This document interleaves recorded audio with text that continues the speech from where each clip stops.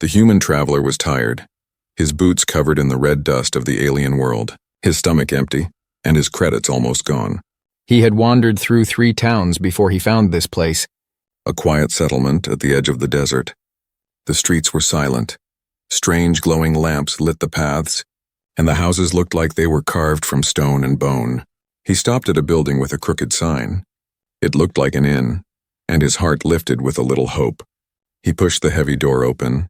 The inside smelled of smoke and herbs. Behind a rough counter stood a tall alien woman. Her skin was pale blue, her eyes dark and sharp like blades. She looked at him the way a predator looks at prey. "You need a room," she said. Her voice was low but commanding. The human nodded. "Yes, just for the night." The woman leaned closer. Her eyes narrowed as if weighing his soul. Then she spoke the words that froze him. "One rule, stranger, take the room, and you take my daughter too." The traveler blinked. He thought he had misheard her. "What?" he asked. "My house, my rule," the landlord said firmly. Her long fingers tapped the counter. "No one stays here without taking her as part of the room." The silence in the room grew heavy. The human's breath caught in his chest. Was this a joke? A threat? Or some alien custom he did not understand? He looked around, but the inn was empty. No other travelers, no voices, just him and this strange alien woman with her cold eyes. "Why your daughter?" he asked carefully. He kept his tone calm, but his hand was tense at his side, ready in case this turned into danger. The woman did not answer at once, her lips pressed into a thin line. Finally she said, "You do not question it. You accept or you leave, that is the rule." The human's heart pounded. Something about her tone made his skin crawl. It was not an offer, not kindness, it was a warning. Before he could speak again, a soft sound came from the shadows behind the counter. He turned his head. From the doorway of a dark room, a figure stepped out. It was the daughter. She was young, maybe close to his age. Her skin was the same pale blue, but softer, glowing faintly under the dim light. Her hair was silver, falling down her shoulders. Her eyes did not meet his. She looked down, her hands folded tightly together as if afraid. "This is my daughter," the landlord said. Her sharp gaze moved between them. "She comes with the room always. No guest sleeps alone here." The girl's shoulders trembled. She stood still like a bird trapped in a cage. The human could see fear in her, not for him, but for the situation. For the rule he swallowed, his throat was dry. His mind spun with questions. Was this some cruel trick? Was she offering her daughter as a servant? A companion? A prisoner? The air in the inn grew colder. The lamps flickered. The landlord's eyes stayed on him like iron hooks, waiting for his answer. The human took a slow breath. He wanted shelter. He wanted food. But his instincts screamed that this was no ordinary bargain. This was a trap of some kind. He could feel it in his bones. "What happens," he asked slowly, "if I refuse?" The landlord's face hardened. Her lips curled in a way that was neither smile nor frown. "Then you leave tonight into the desert, and the desert does not forgive." The words sank into him. He remembered the endless sands outside, the cold nights, the strange howls he had heard from afar. Leaving meant death, staying meant something he could not yet understand. His eyes moved to the daughter again. She finally glanced up at him.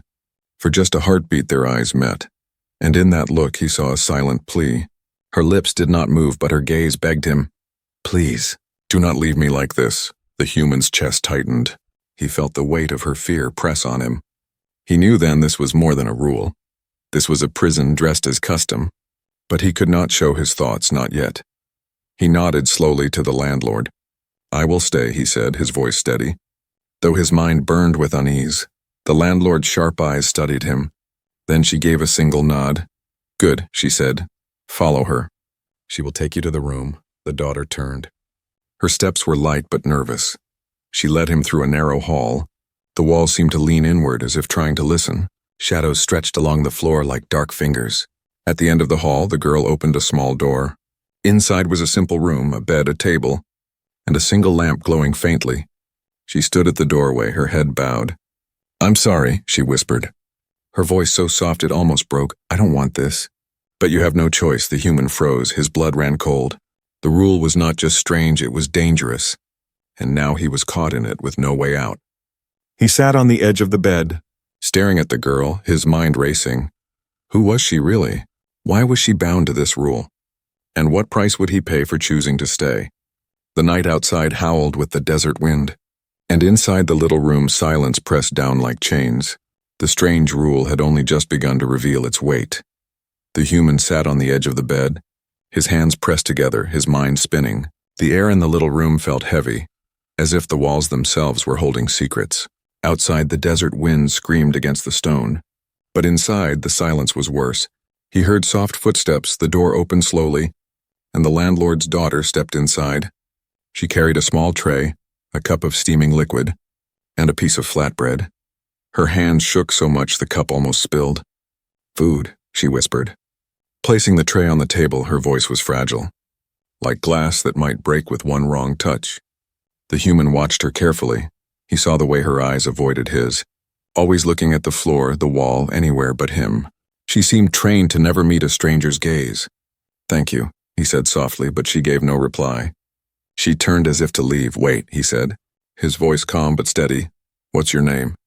She stopped in the doorway. Her shoulders stiffened for a moment. He thought she would ignore him. But then she whispered, "Lyra?" The human nodded. "I'm Daniel," he said, but her eyes stayed down. Before she could step out, a sharp voice called from the hall. It was the landlord. "Lyra," she barked.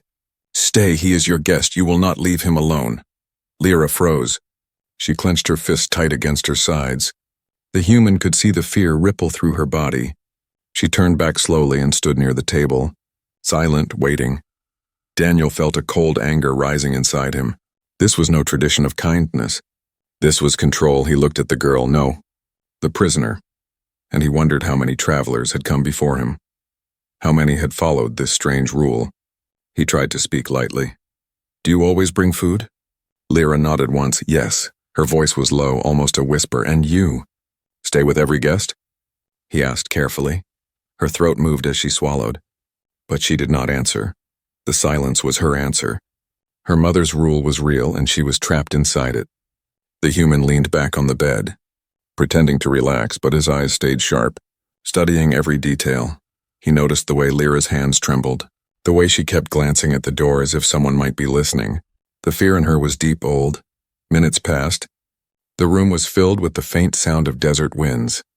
The lamp flickered, casting shadows on the wall. Daniel picked up the bread. He tore a piece and offered it to her. She stepped back, shaking her head quickly. "No, I cannot." "Why not?" he asked, his voice calm. She looked toward the door, her lips pressed tight. Then she whispered so soft he barely heard, "If she sees me eat with you, she will punish me." Daniel's jaw clenched. He forced himself to stay calm. He chewed the bread slowly, but inside his heart burned. This was not hospitality. This was cruelty disguised as a rule. Finally, he spoke in a low voice. "Lyra, do you want to be here?" Her eyes shot up for the first time, meeting his, and in that single glance he saw the truth. Her eyes shimmered with tears she could not let fall. She shook her head ever so slightly, so small it was almost invisible. Daniel's chest tightened. He wanted to say more, to promise her something. But before he could, the floor creaked. Heavy footsteps echoed down the hall. The landlord was approaching quickly. Lyra stepped back, her face turning blank like a mask. The door opened, and the landlord stood there, her shadow long and sharp. "Is everything to your liking?" she asked coldly. Her eyes moved to her daughter, then back to him. Daniel forced a smile. "Yes," he said. "The food is good." The landlord studied him for a long moment, her eyes like knives searching for weakness. Then she nodded slowly. "Good. Remember the rule, she stays with you. Always." When the door closed again, Lyra let out a tiny breath. Her mask cracked for just a second. Her eyes flicked to him again, filled with silent pain. Daniel leaned forward, his voice low. "You don't belong to her, do you understand me? No one owns you." Her lips parted slightly as if she wanted to believe, but then she shook her head quickly. "You don't know. You don't know what she can do." Daniel wanted to ask more, but he saw the way her whole body trembled. He realized pushing her now would only bring more fear. He had to move slowly. He had to earn her trust. The night stretched on. The lamp burned low. Lyra sat quietly in the corner like a shadow herself. Daniel lay on the bed but kept his eyes open. Every creak of the house, every whisper of wind felt heavy. At one point he heard her whisper again, almost too soft to catch. "I am sorry you came here." His heart ached at her words. He turned his head and saw her curled up, knees to her chest, trying to make herself small. Daniel closed his eyes, but not to sleep. He knew now. This was not just about a strange rule. This was about a girl trapped in chains no one could see. And somehow fate had brought him here. The daughter had arrived, but with her came a mystery. A prison and a test of his humanity. The desert night was cold, colder than Daniel expected. The stone walls of the inn held the chill, and the faint lamp barely kept the darkness away. He lay on the bed, his eyes open, his body tense. He could hear every sound. The wind howling outside, the wood creaking under pressure, the soft breathing of the alien girl sitting in the corner. Lyra had not moved for hours. She sat with her knees pulled to her chest, her silver hair falling like a curtain to hide her face. She looked so fragile, but Daniel felt there was something heavier inside her, something she was not allowed to speak. He almost drifted to sleep when he heard it. A faint sound like a whisper. It was not inside the room. It was outside in the hallway. The words were soft, broken, and strange. They carried through the cracks in the old walls. Daniel froze, his ears strained. The whispers grew clearer. They sounded like voices, more than one, whispering in a language he did not understand. But there was something wrong in the tone. Low, urgent, dangerous. He sat up slowly. His hand moved toward his pack on the table where his small knife rested.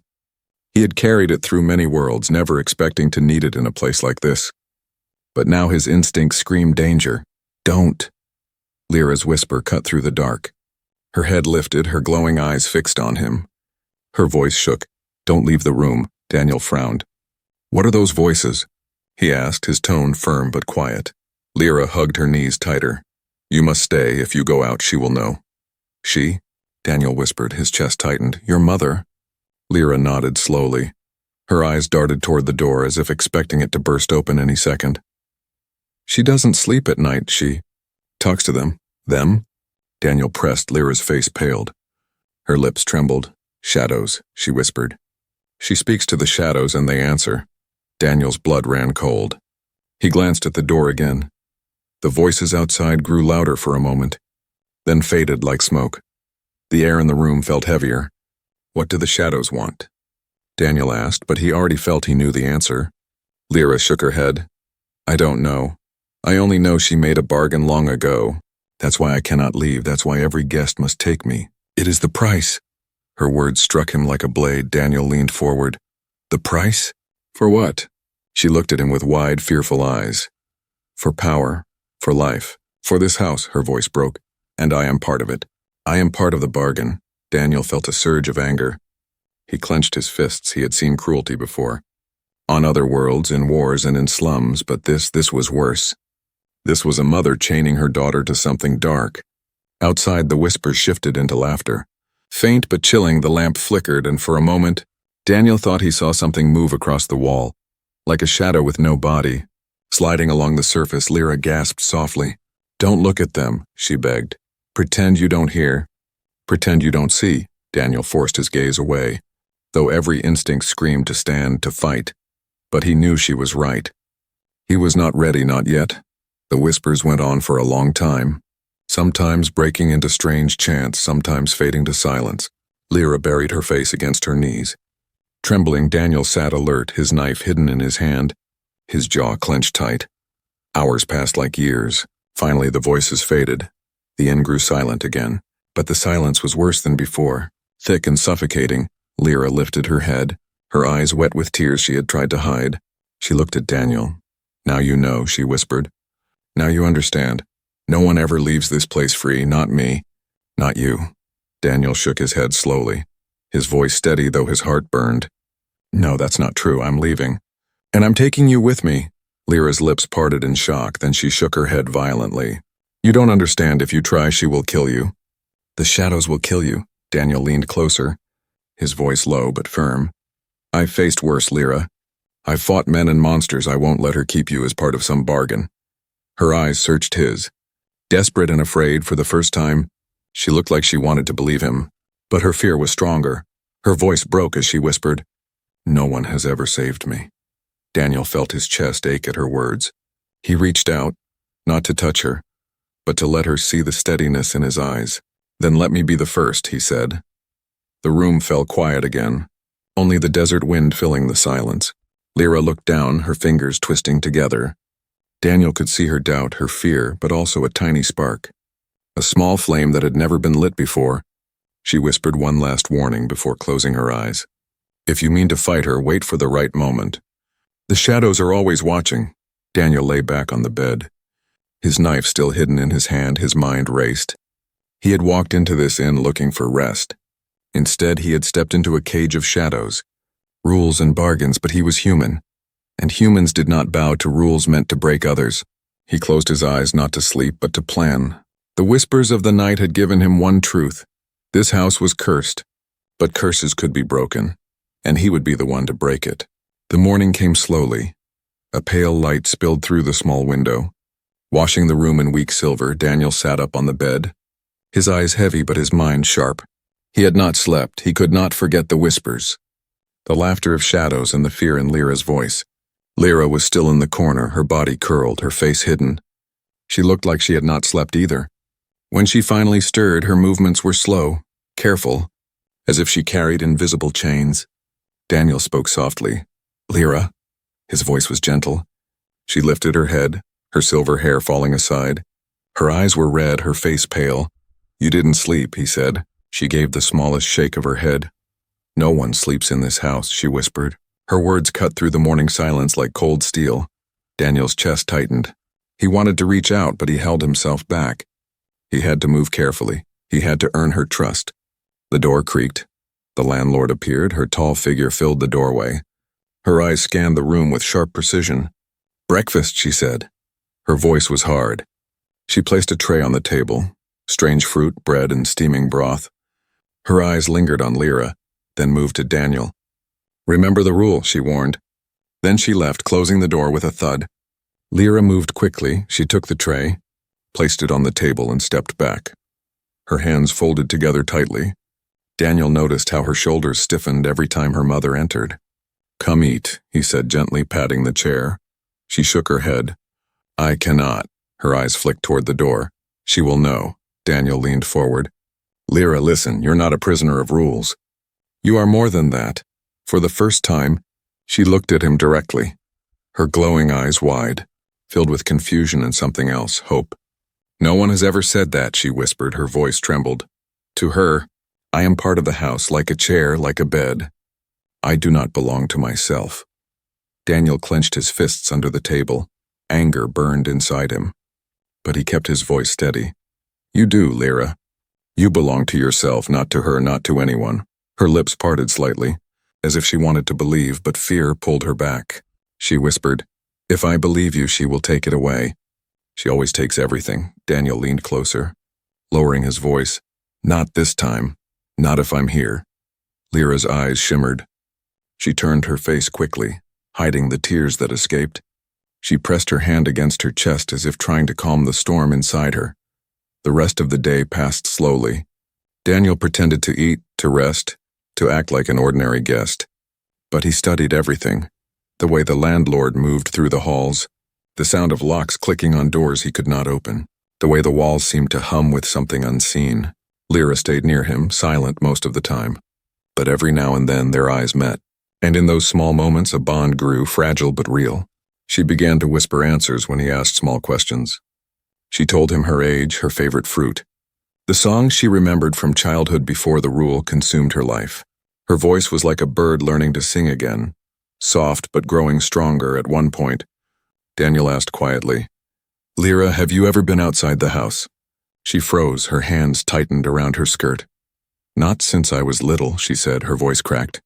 She says the world is dangerous, that I am safer here, but I know she only wants me bound. Daniel's heart ached. He stood and walked to the window, pushing it open slightly. The desert stretched beyond, endless sand, strange twisted plants, and a sky that burned with light. Look, he said gently, this is your world too. Not just hers. Lyra stepped closer. Her breath caught. Her eyes widened at the sight. The fresh air touched her face, and for a moment she looked alive. Her lips parted, whispering, It's beautiful. Daniel turned, meeting her gaze. One day you'll walk out there, and you won't need anyone's permission. Her eyes shimmered again, but this time it was not only fear. It was longing. A part of her dared to imagine it. The bond between them grew in silence, invisible but strong, a fragile bridge built on trust. But then the house reminded them of its darkness. The walls creaked, though no one touched them. A shadow slid across the floor, even though the sun shone through the window. Lyra gasped and pulled back, trembling. "She's watching," she whispered. "She always watches." Daniel closed the window and turned back to her. His jaw tight, his voice low but steady. "Then let her watch. She can't stop what's already growing." Lyra blinked. "What's growing?" He met her eyes, his voice calm but firm. "Courage, and the bond between us." For the first time, a small smile touched her lips. Fragile and uncertain but real that night. When the whispers came again, they no longer felt like a prison to Daniel. He lay awake, listening, but his mind was clear. He was no longer alone in this house of shadows. He had Lyra beside him, and she had him. And in that hidden bond, a new fire began to burn. A fire that even shadows could not extinguish. The night passed heavy and long. Daniel stayed awake again, listening to the whispers crawling through the walls. Each voice seemed to drag against his skin like cold knives. But this time he was not alone.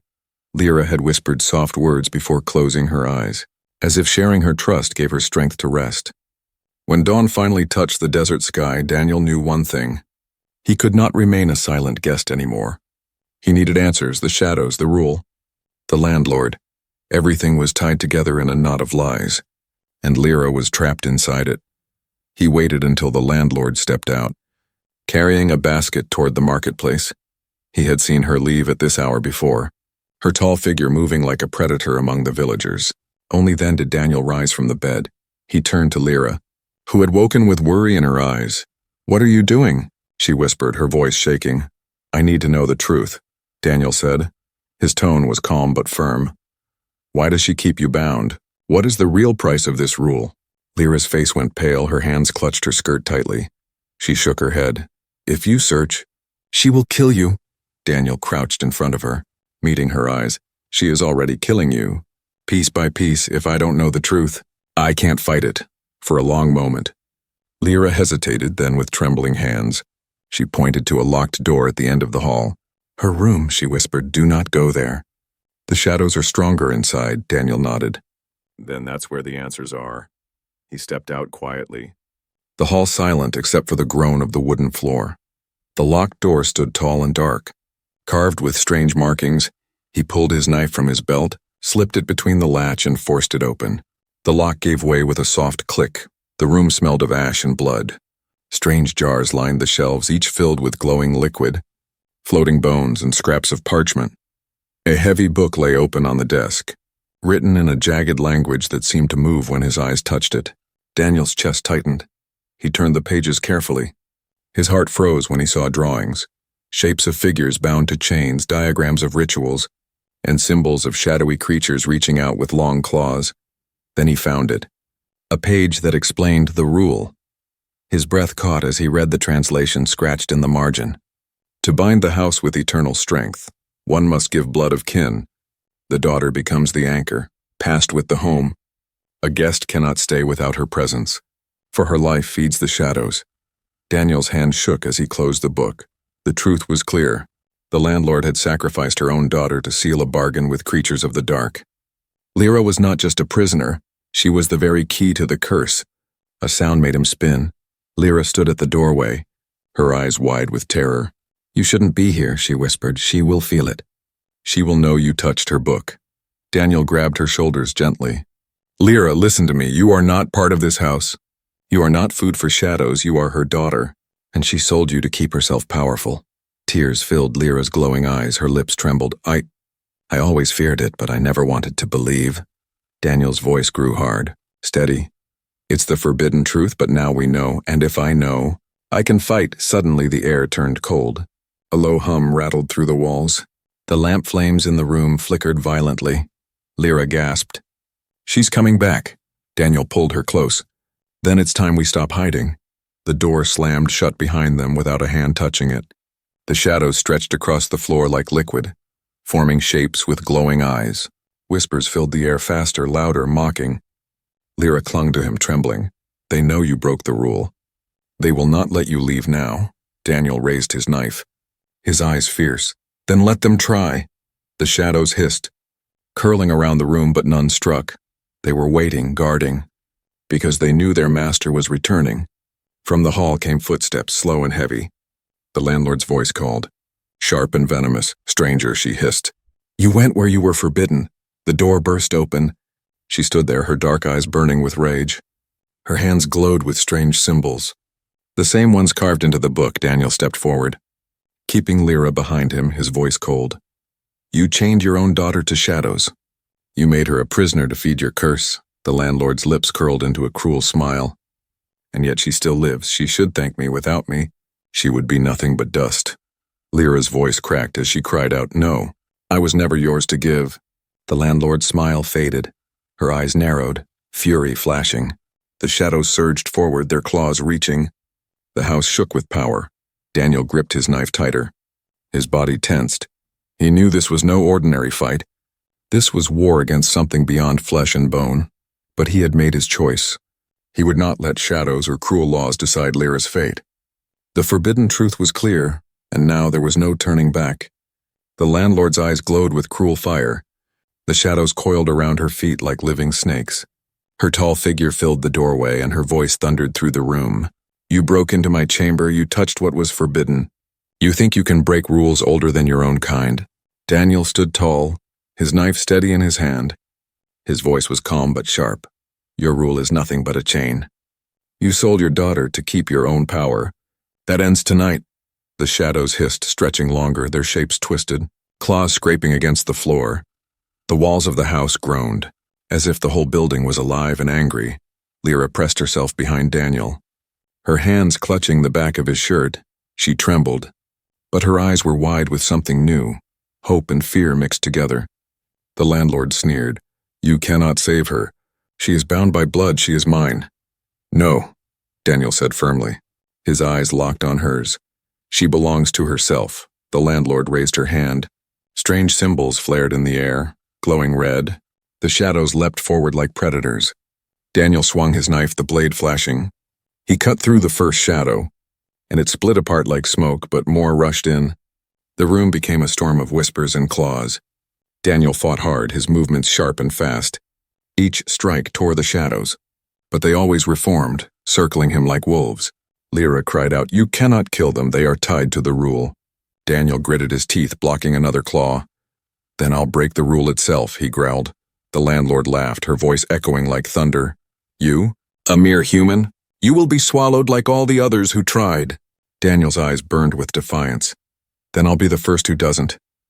The shadows closed in, but Daniel stepped forward, forcing them back with every strike. His knife cut through their shapes, not destroying but scattering, buying him seconds to move closer to the landlord. The woman's eyes narrowed as she realized his plan. She raised her arms higher, the markings on her skin glowing brighter. The floor cracked and more shadows poured out. Crawling along the walls and ceiling, Lyra screamed, Daniel! Daniel looked back for just a moment, meeting her glowing eyes. Trust me, he said, his voice strong. Something inside Lyra shifted. Her fear broke like glass and she shouted, Then take me out of this house. Break it with me! Her words struck him with sudden clarity. He remembered the book's words. The daughter is the anchor, she is the price as long as she stays. The house is bound. Daniel's heart pounded, he understood. The only way to break the rule was not to fight the shadows. It was to free Lyra from being their anchor. The landlord saw it too. Her face twisted with fury. No, she cannot leave, she is mine. Daniel grabbed Lyra's hand. Pulling her close, the shadows shrieked, their whispers turning into roars. The house shook violently.